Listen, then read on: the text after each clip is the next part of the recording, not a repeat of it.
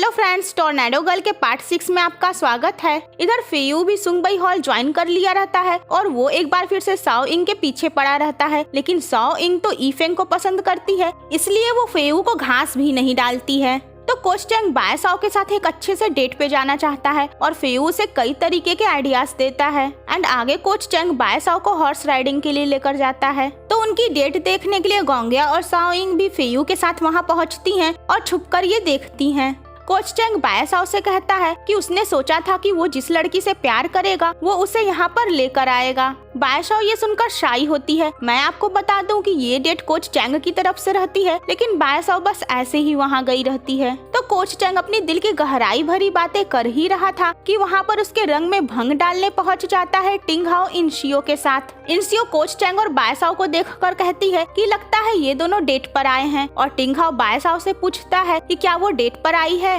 और bye Sao तुरंत जवाब देती है नहीं, जो कि शायद कोच चैंग को अच्छा नहीं लगता है, क्योंकि तभी कोच चैंग कहता है कि हाँ, हम दोनों डेट पर आए हैं। बाय साओ को लगता है कि टिंग हाओ नाराज होगा या फिर जेलस होगा, लेकिन टिंग हाओ कहता है अच्छी बात है और वहाँ से निकल जाता है। लेकिन बाय साओ तो समझ ही जाती है कि टिंग हाओ अपसेट हो गया है, वो उसके पीछे जाने वाली रहती है, लेकिन कोच चैंग उसे रोक लेता है। उधर टिंग हाओ जो सामने से तो कुछ नहीं दिखाया, लेकिन आगे जाकर वो काफी अपसेट होता है। तो वहाँ पर इंसियो आती है और वो एक बार फिर से टिंग हाओ को ऑफर देती है और कहती है कि वो उसके साथ हाथ मिला ले और बदले में वो कोच चैंग को बाय साओ और सुंगबई हॉल से हमेशा के लिए दूर कर देगी, क्योंकि उसे कोच चैंग का एक सीक्रेट पता है जिसे कोच चैंग अपने बॉक्स में रखता है, और अगर वो सीक्रेट सामने आ गया तो उसे सुंगबई हॉल और बाय साओ की लाइफ से निकलना होगा। बट टिंग हाओ ऐसे तरीके अपनाने के लिए तैयार नहीं होता है। तो इधर कोच चैंग की प्यार भरी बातें अधूरी रह गई थी, तो आगे वो बाय साओ के साथ डिनर पे जाता है और वहाँ उससे प्यार भरी बातें करता है और एक बार फिर से अपने प्यार का इजहार करता है।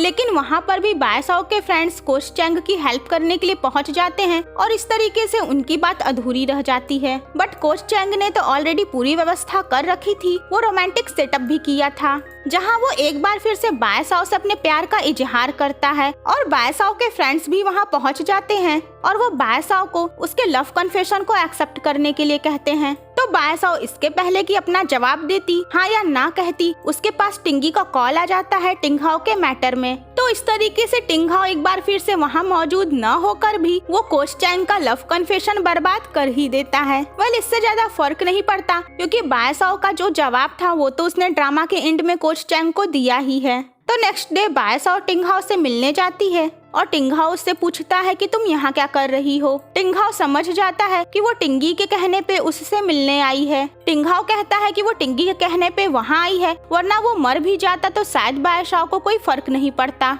बाय साओ कहती है कि ऐसा नहीं है, वो उसकी नजर में हमेशा से ही एक अच्छा दोस्त है। वो टिंग हाओ को उसकी बात सुनने के लिए रिक्वेस्ट करती है, तो टिंग हाओ कहता है ठीक है, फिर चलो मेरे साथ। टिंग हाओ बाय साओ को उसी पोर्ट पर लेकर जाता है जहाँ वो याट की साफ सफाई का काम किया करती थी। वो बताता है कि वो याट उसी का है और उसी ने बाय साओ को नौकरी पे रखवाया था, क्योंकि बाय साओ का पैर टूटा हुआ था और उसे कहीं पर भी नौकरी नहीं मिल रही थी। और वो बताता है कि वो वही पर्सन है जो बाय साओ को हर महीने सैलरी दिया करता था। बाय साओ ये सब जानकर शॉक्ड होती है, वो थैंक यू कहती है, तो टिंग हाओ कहता है कि उसे थैंक्स कहने की जरूरत नहीं है। वो कहता है कि उसकी बहन मार्शल आर्ट्स से दूर हो चुकी थी और इसीलिए वो चाहता था कि बाय साओ भी मार्शल आर्ट्स वर्ल्ड से दूर रहे। और उसके बाद टिंग हाओ बाय साओ को याट से एक आइलैंड पे ले जाता है जहाँ वो जंगलों में अंदर अपने एक हवेली में लेकर जाता है। वहाँ पे बाय साओ टिंग हाओ को एक्सप्लेन करती है कि टिंगी की सिर में जो चोट आई थी वो एक्चुअली फेंगयुंग हॉल में ट्रेनिंग के दौरान आई थी। वो टिंग हाओ को समझाने की कोशिश करती है कि उसे फेंगयुंग को छोड़ देना चाहिए, बट बाय साओ को झटका तो तब लगता है जब उसे ये पता चलता है कि टिंग हाओ को तो ये सारी बातें ऑलरेडी पता हैं। बाय साओ कहती है कि टिंग हाओ ने सब कुछ जानते हुए भी फेंगयुंग हॉल को ज्वाइन किया है, तो इसके पीछे जरूर कोई रीजन होगा।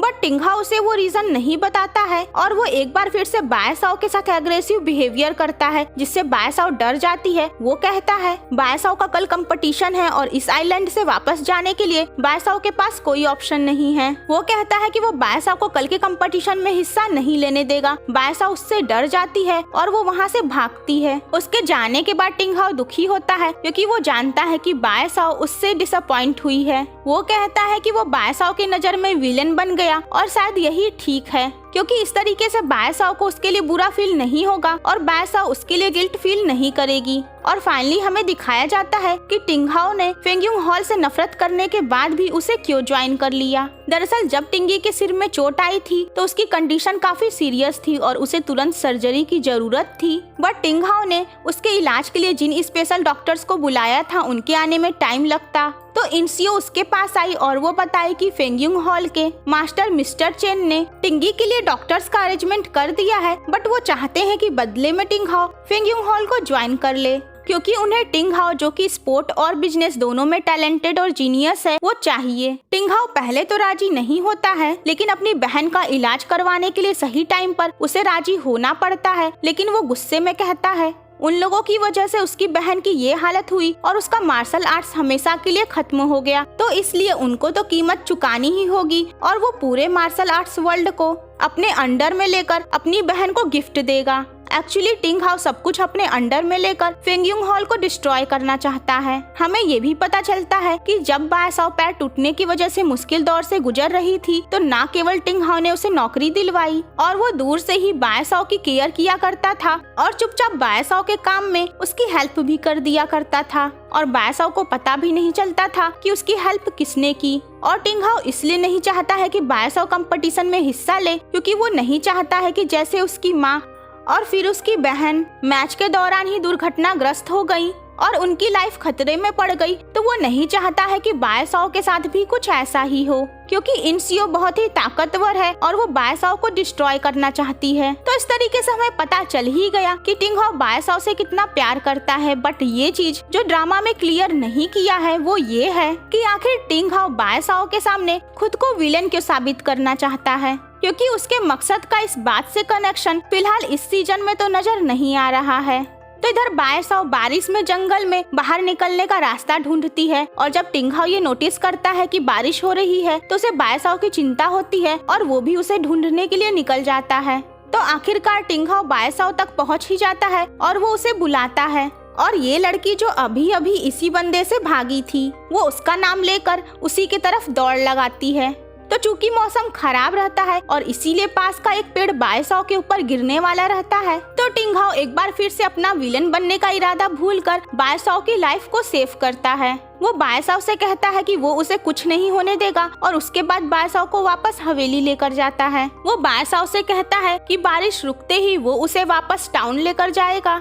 इधर कोच चैंग को बायसाओ की पोर्ट वाली फ्रेंड से ये पता चलता है कि बायसाओ को कोई बोट से ले गया है, जिसके बाद कोच चैंग वहां पहुंचता है। वो टिंगहाओ के ठिकाने के बारे में पता लगाने की कोशिश करता है और उसके बाद वो खराब मौसम में ही बोट लेकर बायसाओ की तलाश में निकल जाता है। तो उधर बारिश में लगातार भीगने की वजह से बायसाओ और टिंगहाओ दोनों की कंडीशन खराब रहती है, लेकिन टिंगहाओ बायसाओ का ख्याल रखता है। तो बायसाओ की कंडीशन खराब रहती है, वहाँ दवा नहीं रहता है। तो उसके बाद बायसाओ होश में आती है और वो देखती है कि टिंगहाओ की भी कंडीशन अच्छी नहीं है। तो टिंगहाओ बायसाओ को हॉस्पिटल ले जाने के लिए बाहर निकलता है और वो उसे जीप से लेकर जाता है। टिंगहाओ सोचता है कि वो बायसाओ के साथ ही रहना चाहता है, लेकिन उसे पता है कि बायसाओ की खुशियाँ उसके साथ नहीं है। तो टिंगहाओ को भी बेहोशी आती है और इसी वजह से उनके जीप का एक्सीडेंट हो जाता है, लेकिन कोच चैंग वहां टाइम पर पहुंच जाता है और उसके बाद वो उन दोनों को हॉस्पिटल लेकर जाता है।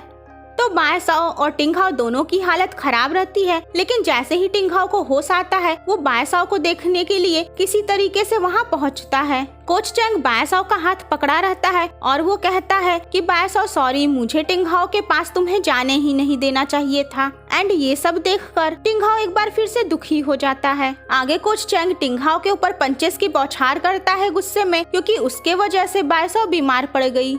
फिर आगे कोच चैंग उससे कहता है कि आखिर टिंगहाओ की ऐसी क्या मजबूरी है कि वो बुरा बन गया, बट टिंगहाओ कहता है कि उसकी कोई मजबूरी नहीं है, वो सबसे ताकतवर बनना चाहता है। जिसके बाद कोच चैंग उसे गहरा ज्ञान देता है कि क्या सही है और क्या गलत, लेकिन टिंगहाओ कहता है कि उसे अब किसी की परवाह नहीं रही। कोच चैंग टिंगहाओ से कहता है कि टिंगहाओ सोचता है कि वो फेंगयुंग को बदल देगा, लेकिन सच तो ये है कि वो खुद बदलता जा रहा है। तो फ्रेंड्स, कोच चैंग के पैर की हालत एक बार फिर से बायसाओ और टिंगहाओ को आइलैंड से वापस लाने में खराब हो गई थी और इसीलिए डॉक्टर कोच चैंग को उसके पैर का जल्द से जल्द ट्रीटमेंट कराने के लिए कहते हैं। और ये बात कोच चैंग के अलावा फेयू को पता रहती है, लेकिन कोच चैंग उसे मना कर देता है कि वो इस बारे में और किसी को कुछ न बताए। इधर सुंगबई हॉल का मैच रहता है तो फेंगयुंग हॉल वाले उनसे फाइट करने के लिए एन मौके पे एक बहुत ही ताकतवर अपोनेंट भेज देते हैं, जिससे सुंगबई हॉल की हार हो जाती है। तो सुंगबई हॉल वाले इस नाइंसाफी के ऊपर गुस्सा होते हैं, क्योंकि उन्हें पता रहता है कि फेंगयुंग हॉल वालों ने ऐसा इसलिए किया है ताकि वो सब इस कंपटीशन से बाहर हो जाएं। सुंगबई हॉल के स्टूडेंट गुस्से में फेंगयुंग हॉल जाते हैं और उसके बाद वहाँ पर उनका झगड़ा हो जाता है इंशियो के साथ। साओइंग रोती है और वो टिंगहाओ से कहती है कि आखिर वो जानबूझकर उन लोगों को बुली क्यों कर रहा है।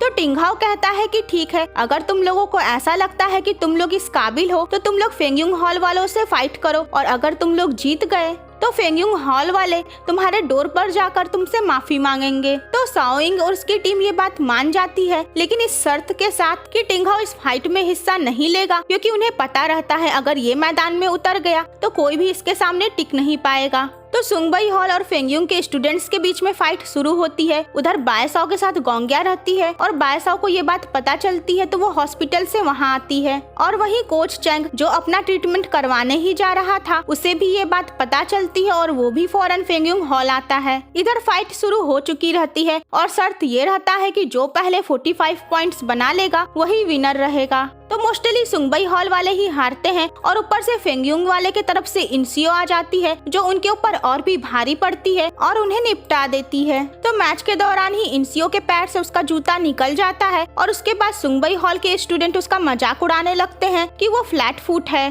क्योंकि उनके हिसाब से फ्लैट फुट वाले अच्छे मार्शल आर्टिस्ट नहीं बन पाते हैं। और उसके बाद इंसियो अपना पेनफुल पास्ट सोचती है कि कैसे बचपन में सारे बच्चे उसके फ्लैट फुट होने पे मजाक उड़ाते थे और कहते थे कि वो एक अच्छी मार्शल आर्टिस्ट नहीं बन पाएगी। यहाँ तक कि उसके डैड ने भी इसी वजह से उसे रिजेक्ट करके उसे उसकी ग्रैंड मदर के पास भेज दिया था और कहा था इंसियो अपनी बड़ी बहन की तरह एक जीनियस मार्शल आर्टिस्ट नहीं बन पाएगी। तो इसी वजह से इंसियो के दिल में इतना हेट भरा हुआ है, क्योंकि वो उन लोगों को साबित करना चाहती है कि वो सबसे ताकतवर और बेहतरीन मार्शल आर्टिस्ट है। तो फ्रेंड्स, कोच चैंग की पर्सनालिटी काफी हद तक रूबाई की तरह दिखाई गई है और यहाँ तक कि जापान ट्रिप में बायसाओ ने कोच चैंग से कहा कि वो बिल्कुल रूबाई जैसा है। एंड ड्रामा के लास्ट में रूबाई को भी सर्जरी की जरूरत थी और यहाँ पर कोच चैंग को भी सर्जरी की जरूरत है और वो भी ये बात सबसे छुपा रहा है। बट आई थिंक कि रूबाई और कोच चैंग कुछ मामले में सेम है तो कुछ मामले में इनकी पर्सनालिटी काफी अलग भी है। तो फ्रेंड्स, आप अपने थॉट्स इस मामले में जरूर बताइएगा कि आपको क्या लगता है। तो फ्रेंड्स, क्या सुंगबई हॉल वाले ये मैच जीत पाएंगे और इस ड्रामा की एंडिंग कैसे होने वाली है, ये सब आपको इस वीडियो के लास्ट पार्ट में पता चलेगा। तो इसका लास्ट पार्ट देखना मत भूलिएगा और मिलते हैं नेक्स्ट वीडियो में। तब तक के लिए bye bye and take care.